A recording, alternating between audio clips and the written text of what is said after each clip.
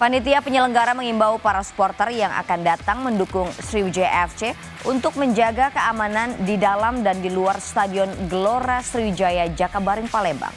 Panpel juga mengingatkan para supporter untuk tidak melakukan tindakan anarkis karena akan ada sanksi denda dari Komdis PSSI. Di awal bulan Oktober ini, skuad Sriwijaya FC akan melakoni 2 laga kandang dengan menghadapi Persikabo pada tanggal 6 Oktober dan menjamu PSMS Medan pada tanggal 12 Oktober nanti. Dalam 2 laga kandang ini, panitia penyelenggara pertandingan SFC meminta para supporter untuk menjaga keamanan selama pertandingan berlangsung, baik di dalam maupun di luar Stadion GSJ Palembang.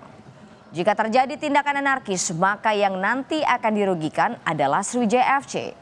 Sebelumnya SFC sendiri mendapat sanksi dan denda dari Komdis PSSI karena adanya tindakan anarkis dari supporter SFC dalam laga kandang menghadapi PSKC Cimahi di Stadion GSJ Palembang beberapa waktu yang lalu.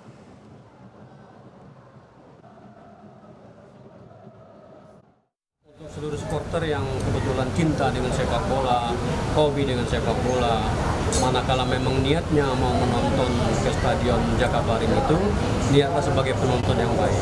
Tidak berniat lagi mungkin akan membawa barang-barang yang memang dilarang masuk kepada stadion, seperti minuman-minuman keras ataupun lain-lain yang memang dilarang, karena kita nanti akan didenda gitu ya oleh LIB selaku penanggung jawab daripada Liga 2 ataupun Liga 1.